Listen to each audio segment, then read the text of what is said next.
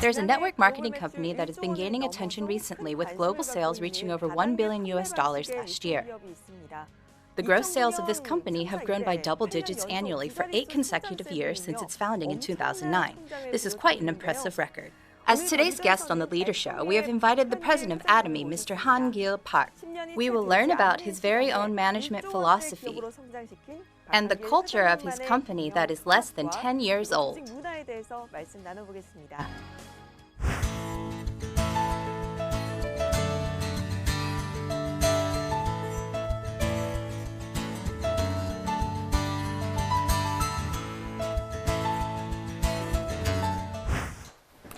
We welcome President Han-gil Park of Atomy to our show. Hello. Hello, it's nice to meet you. I briefly mentioned in the opening that your company has achieved over $1 billion in annual gross sales. So I would assume the company would be fairly well known by now. But I think there are still many people who are not familiar with Atomy. Could you please give us a brief introduction of Atomy? Atomy is a direct selling company that distributes over 200 products, including health supplements, skincare products, cosmetics, and household essentials. Although many people have heard of the company, still, it's not yet widely known. One of the reasons for this is because of our sales through a membership system. Only members are able to purchase and use our quality products at affordable prices, and if members are satisfied with the products, they introduce them to others. Because of this system, if you have not been introduced yet, you may not have heard of Atomy. We have over 3 million registered members in Korea alone, and about 1.5 million members abroad. Our sales last year reached a total of $1.1 billion worldwide. Exceeding the billion-dollar mark in global sales and with a presence in the international market as well, Atomy should be considered by all to be a highly successful company. But there are still some negative perceptions out there towards network marketing companies in general. Is there a specific reason why you chose the network marketing model for your company? Yes. I am very much aware that people do not always have a positive view of network marketing. And at the very beginning, even my wife tried to talk me out of it, asking, "Why network marketing?" However, I had my own strong convictions about the network marketing model. If you look at the fundamental principles of network marketing, it is about acquiring quality products that I need at good prices, and after using those products and seeing the value in them, I would then introduce those products to other people around me. And if those people like the products, they will pass them on yet to other people, resulting in a kind of chain effect of purchasing and introducing. In this way, network marketing has the potential to be a very successful model in the distribution industry, creating many loyal consumer groups. So theoretically, there is no problem with this model. But if network marketing still has a bad reputation, it's because of scams in the past, such as pyramid schemes, which are something completely different from network marketing. Those involved in these illicit activities have deceived many innocent people. And when news of these illegal scams ends up going public, they are often collectively referred to as network marketing sales. Therefore, many people have this negative perception of network marketing since they mistakenly relate it to those illegal pyramid schemes. All network marketing companies are cons. People think network marketing and pyramid schemes are all the same and that they are both fraudulent and deceitful. This is untrue. And this is why the negative image of network marketing companies persists. Another reason for this negative perception is that even though it is perfectly legal, many network marketing companies tend to excessively mark up their products. People think that this is because the price includes the sales allowance paid to the members. In any case, expensive products can be quite a burden on consumers. So some network marketing companies are often reproached for overpricing their products and burdening their members, which is also an influencing factor that's contributed to the negative image of the network marketing industry. But if you simply follow the fundamental principles of network marketing, it can provide a valuable marketing channel for the manufacturers, as well as an effective way for consumers to acquire quality products at good prices. I had confidence that we could create such a healthy distribution channel. So I specifically chose the network marketing model to test out and prove my ideas. Fortunately, those who have used our Atomy products can attest to the product's quality and affordability. Just as I had intended, from the very beginning. I believe this is the reason that Atomy has been able to grow steadily to this day. It sounds like you built the company on the belief that as long as you sell great quality products at affordable prices and keep to the principles of network marketing, you will have high success as a distribution company. After looking at some data, I see that Atomy has grown by double digits every year for the past 8 years since its founding. What would you say is the secret behind such a rapid growth? I don't think there's really any special secret. We are simply staying true to the principles of distribution. Even though it seems like the world is a complicated place, I think the principles that govern it are really fairly simple. I believe that selling high-quality products at good prices is the key to distribution. At Atomy, we therefore begin by selecting absolutely high-quality products. We call this absolute quality. And we sell this quality at a price that no one can match. We call this absolute price. So you can say that the secret is establishing the principle, selling absolutely high-quality products at an absolutely good price, and sticking to this principle to the utmost. As you mentioned, the key to distribution is selling good products at a good price. It seems to me that consumers' trust is the most important factor. Yes, that's right. As you've just mentioned, the secret to Atomy's rapid growth is the consumer's faith in your quality products. And during the company introduction earlier, you also mentioned that Atomy distributes a wide variety of products from household essentials to home goods and even skincare and cosmetics. Among these, if there are any products in particular that have helped lead Atomy to rapid success, could you briefly introduce them? One of the top-selling products at our company right now is MTN. And another is the Absolute Skincare line. Both of these products were a result of a government-funded research project that was headed by the Korean Atomic Energy Research Institute. The sales of MTN exceeded $150 million last year, and the Absolute Skincare line brings in over $100 million in sales every year. These are our two main leading products. In addition, Atomy's toothbrush and toothpaste are also very popular products. Our toothbrushes are said to be sold at a rate of almost one toothbrush per second. We sold about 27 million toothbrushes last year. And as for our toothpaste, we have sold about 100 million tubes of them to date. $150 million a year and over 100 million sold. These are outstanding figures. I actually did some research on Atomy for this show. And one thing that stood out to me was how Atomy focuses on a win-win relationship with its partnering companies. What kind of efforts have you been making to cooperate and grow together with your business partners? We adhere to a principle that we have established since our founding, which is a one product, one partner principle. This principle means that we only partner with one company per product. Thus, our partner company can manufacture products without worrying about who will be buying what they make. And unless our partner is dishonest with us, we would never switch to a different supplier. This allows our supplier to conduct more research and development on their products and invest more in their facilities in the long run. This is an example of how we support our business partners. Moreover, most of our products are supplied by small and medium-sized companies. If the products are of the same quality and price, we prefer those to come from small and medium-sized companies. In most cases, however, these companies have a lack of capital. They are short on money. In order to help relieve some of their financial difficulties, as long as the products we order arrive at our warehouses, we pay them in cash within 1 week of arrival, even before we start to sell those products. We pay cash, not with promissory notes or anything else. Many partner companies have said this payment policy was a big help in operating their businesses. I also say to them, if you have to go to the bank to borrow money, please come talk to Atomy first. Because in the case of borrowing money from a bank, they have to pay interest, and that interest eventually means higher prices for our customers.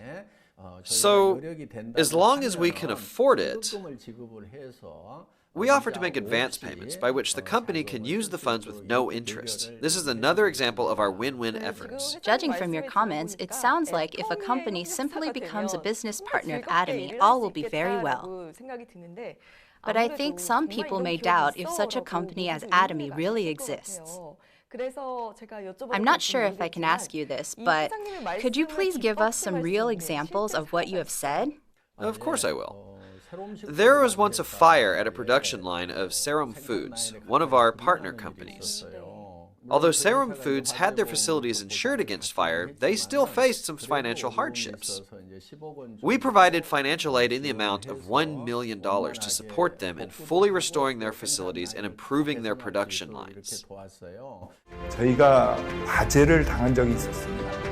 애터미의 지원을 받아서 바로 신축 공사를 시작할 수가 있었고 약 30%의 생산성이 향상된 시설로 마무리할 수가 있었습니다. As a token of their thanks, they increased the volume of each ramen bag by 17% without us even asking them to. As a result, our customers could enjoy more for their money. There is also a company called Colmar B&H. When they first partnered with us, they were a small research company of only about 3 or 4 employees. But now, it has grown enough to be listed in the Kosdaq and has a corporate value estimated to be worth $1 billion. In fact, most of the small and medium-sized companies that have partnered with Atomy have grown by 5 or even 10-fold. Their management indices clearly show that they have become very stable companies, both financially and in size. As an entrepreneur, I regard such an outcome as very meaningful and rewarding. After hearing about these real cases of how companies have experienced success after partnering with Atomy, I have more and more confidence in Atomy's management philosophy.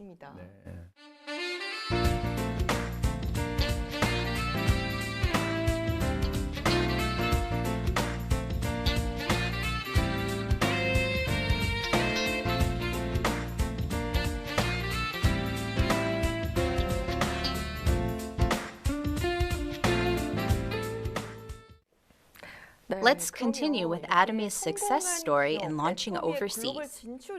With total sales reaching the $1 billion mark last year, Atomy is said to be very active in branching out in the global market as well. Atomy has expanded into 10 other countries, right? Yes. We have branch offices in 10 countries, including the US, Japan, and Taiwan. And global sales from these locations came to about $200 million last year. This year, we plan to open branches in 3 more countries: Vietnam, Indonesia, and Australia. And we plan to expand into China, India, and Russia by next year. For some of those global branches coming soon, office managers have been recruited and have started working already. They are busy preparing for the new openings. Do you have a goal in mind for your sales and exports? We have consistently been recognized for our outstanding export records. We have been awarded the Export Tower in recognition of $5 million, $10 million, and $30 million of exports, and last year we were awarded the Export Tower for $50 million. This year we're expected to receive the $100 million Export Tower. As of now, our annual sales in Korea are about $1 billion, and in the long run, we expect that our sales overseas will reach about 5 to 10 times that of our domestic sales. So, my heart is filled with anticipation for the future of Atomy's global success. I'm excited that Atomy is expected to be awarded the $100 million Export Tower this year. Atomy will be actively expanding into the global market and continuing to branch out into more and more countries worldwide. Does Atomy have a particular strategy for targeting the global market? Yes. We have something called the GSGS strategy, which is the Global Sourcing Global Sales strategy. We go beyond selling products just made in Korea. If one of our partnering countries has a great product that has high market potential, we will source it. That means that we will purchase that product and not only sell it in Korea, but in all the other countries where we have branches. I suppose you could call this intermediary trade. For example, sandwich seaweed and aroma patches are products that come from Taiwan. We take those products and export them to Singapore and Malaysia. They can be brought into Korea, but these Taiwanese products can also be exported to Singapore and to Malaysia. I see. So that's how you expanded globally. Yes, this GSGS strategy not only helps Taiwan, but people in Singapore and in Malaysia also benefit from enjoying high-quality products at an affordable price. For another example, we purchase pepper that is produced in Cambodia, and we sell it in Korea, as well as in the 10 other countries where Atomy is located. Therefore, from all kinds of products worldwide, we hand-pick and source those that have a competitive edge in quality and price. In other words, we source only products that meet absolute quality, absolute price standards, and we sell those products to other countries. That's why we call it global sourcing, global sales. Our dream is for Atomy to become a worldwide hub of distribution.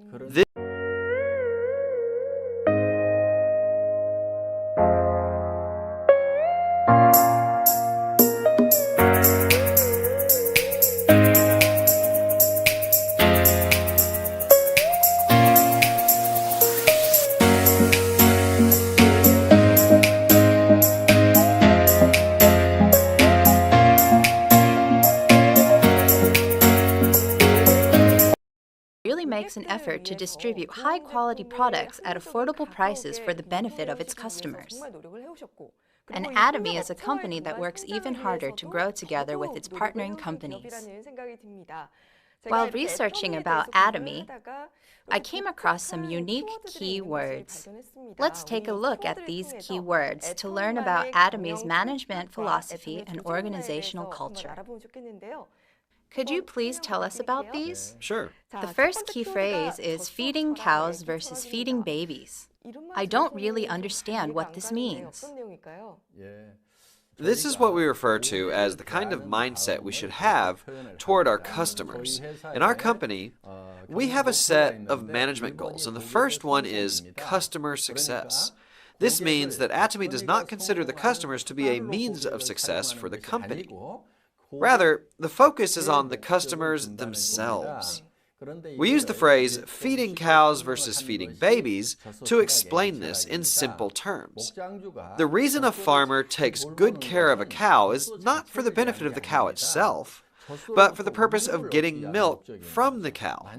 I doubt if there's a farmer who would take good care of a cow if it's not producing any milk. Right? But when a mother takes care of her baby, she's not trying to gain anything from the baby. The baby itself is the goal. We strive for an attitude like a mother feeding her baby, not like a farmer feeding a cow just to get milk. Just like a mother focuses on her baby, we want to focus on our customers as the ultimate goal. The first part of our company motto is cherish the spirit. We never think of people as a means to an end, but rather the end goal itself.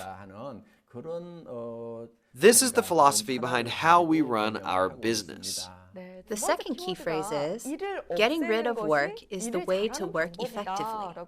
How can you get rid of work and work well at the same time? Most companies will tell their employees to work hard and to work well. However, I do not tell my employees to work harder or to become better at their job. I tell them to eliminate work if at all possible. I believe that getting rid of work is the best way to work effectively. As an example, people used to attach the backs of smartphones with screws. But later, They came out with plastic covers for the back that just snapped into place without using any screws at all. They got rid of the work of putting in the screws. So who is the better worker? Someone who is really good at putting in the screws, or the person who has eliminated that step altogether? If you ask me, it's the person who got rid of that step. So I challenge my employees to find ways to eliminate unnecessary work, instead of working hard on something that is repetitive or overlapping with something else. Some people who don't really understand this will often ask, but won't I be kicked out of the company if there's no work left to do? I get this question a lot. But here's an example. In the past, it was very hard to do laundry. Women used to have to wash their family's clothes by hand. But now there are washing machines in your house, so the chore of washing clothes by hand has been eliminated. You just throw your clothes in the washer, and the laundry is done with just a press of a button. Does that mean the homemaker should be kicked out of her house? I don't think so. Of course not. In the same way, we never fire our employees. After loading the washing machine, the homemaker can do a number of other things, such as read a book, do something creative, or simply enjoy having some free time. Just like this, my real intent is for our employees to automate their work and do something for the future, such as take part in something creative, something for personal development, or something that just makes them happy. This is what I mean by getting rid of work. From what you're saying, you will never fire your employees, right? But won't the employees just sit around and not get anything done? When people are hired as full-time employees of Atomy, we give them job security until the day they retire.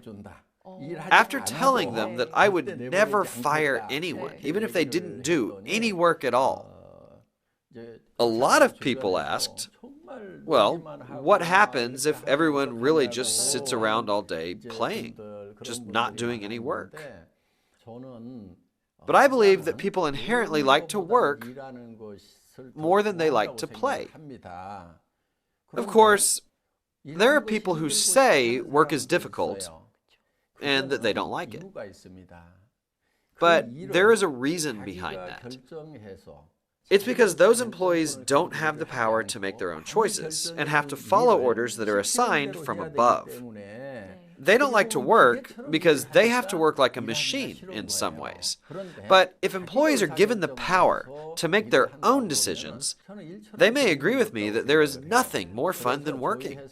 That's why if someone joins our company, we don't give them a job description filled with tasks. Instead, we just leave them alone for a little while.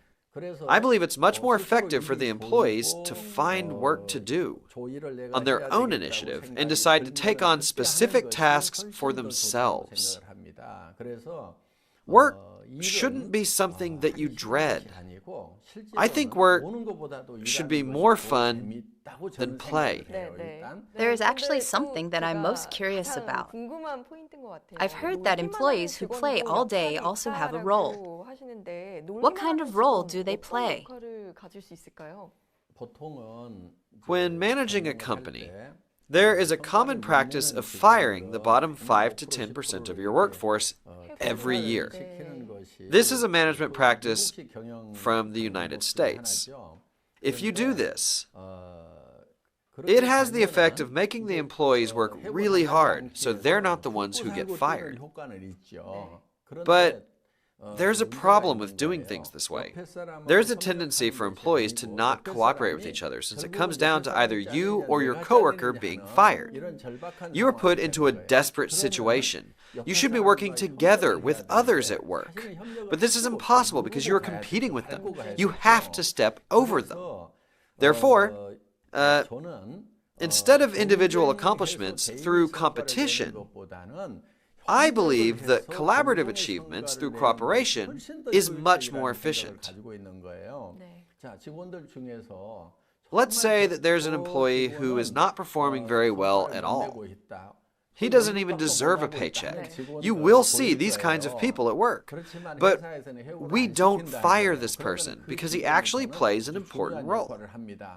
When the other employees see that even a person like that won't be fired, they will be assured that they can continue with this company for a lifetime as long as it does well. It gives them peace of mind and a mentality of cooperation without competition, as they hope for the company to do well. These are my intentions behind my no firing policy. It sounds like you are creating Atomy to be a company where employees feel secure and grow together by working cooperatively. Yes, I'm trying to create that kind of environment. Theoretically, this sounds like the perfect model. But I wonder if a company policy with so much freedom really leads to results. Yes, the data tells us that it really works. Our employees each produce sales amounting to $7 million every year. So, with a total revenue of $1 billion and only about 130 employees, this is historically unheard of in the distribution industry. Objective data shows that employee productivity per person is very high with Atomy. Atomy really seems to be a very efficient organization when it comes to productivity. I also came across the phrase assistant manager park while reading about Atomy. May I ask, is this your nickname? Yes, some of our employees call me Assistant Manager Park, as well as Mr. Unconquerable or Mr. Fourth Dimension. As for the Assistant Manager Park nickname, I had worked as a salaried employee for over 10 years. So I'm familiar with the workings of a business. I think they call me that because I'm the president who works like an assistant manager. But I've heard they've recently promoted me to manager. Oh, so now you're Manager Park? Let me ask another question to the recently promoted Manager Park. I've heard of a vertical or horizontal organization, but I've never heard of an amoeba organization. What does this mean? In our company, we don't assign or delegate tasks or hold employees to a set of rights, responsibilities, if at all possible. So, when new employees join with our company, instead of putting them to work right away, we give them some time to sit around and observe how the work flows. If they manage to find some work to do, they may become a manager for that particular project. Anybody can become a project manager, regardless of their position in the company.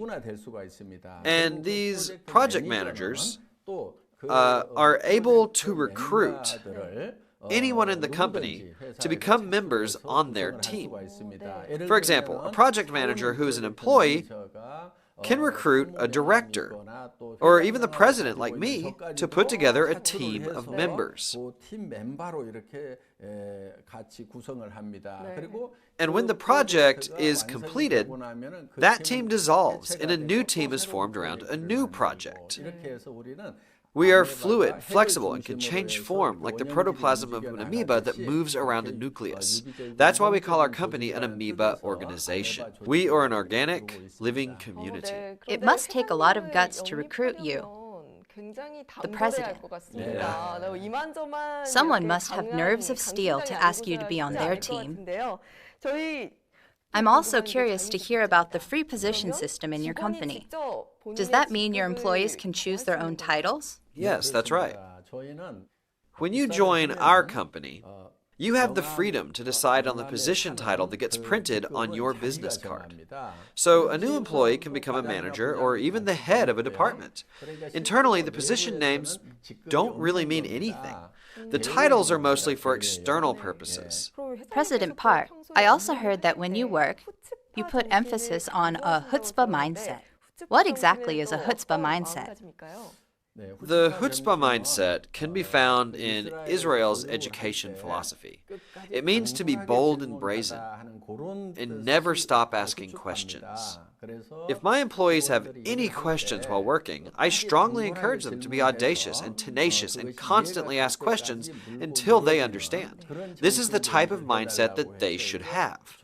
Employees should not go easy on me just because I'm the president. I have put down my title. So with all titles aside, let's create an atmosphere of working face to face. It is with this purpose that I preach the chutzpah mindset. By doing so, I think the employees can have more influence on different aspects of the company. Yes, the point is not to use power or authority, but to use influence when working.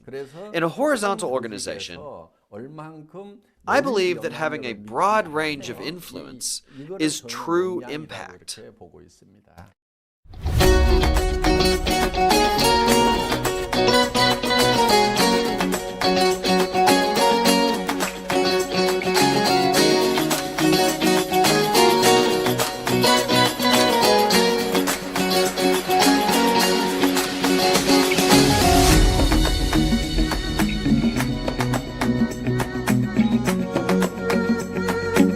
So far, we have found out about President Han-gil Park's management philosophy and the culture of Atomy through various keywords. I heard that Atomy is building a new office building, and the concept of this building is offices within a gym. Could you please share with us your motivation behind this project? Usually, companies tell their employees to work hard and to work a lot. But I tell my employees to try and eliminate work. After you get rid of work, we should play, right? So we're developing a workplace where our employees can play. If they have time to play and enjoy themselves at work, they will be sure to come up with creative new ideas. Wow! After hearing about Atomy's corporate culture, I have to say that it's beyond unique. It is revolutionary. After listening to your talk today, President Park, I get the impression that you are a very smart, influential businessman. Now I'd like to ask you my last question for today. How do you want Atomy to expand moving forward? What are your future aspirations for this company? People call this time period the information age. One characteristic of the information age is that we are flooded with a tremendous amount of information. So, it is very difficult for consumers to discern what information is useful or beneficial to them. It can be very confusing and overwhelming. Atomy wants to be the company that helps consumers with this overload of information and provide just the right products for them at the lowest possible price. A reliable company with products that you can trust and use. Atomy would select the most relevant and beneficial information for its consumers, acting like a kind of shopping curator. This is how I would describe it. We want our customers to simply trust and use our products at Atomy. We strive to become the company where consumers can just buy any of our products and know that these are the best products for them, minus the hassle and information overload.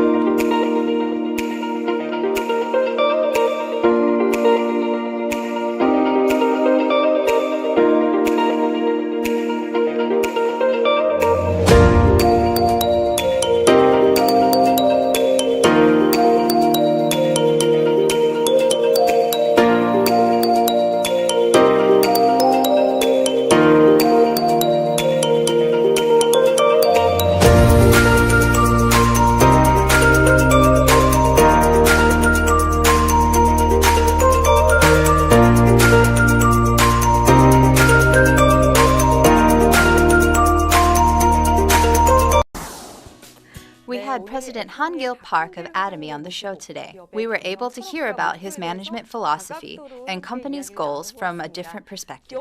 Of course, increasing sales and growing as a global company is important. But what stood out was President Park's great resolve and belief in the importance of winning customers' trust through every effort. We hope for Atomy to become a company loved by many consumers around the world. President Han-gil Park, thank you so much for being with us today.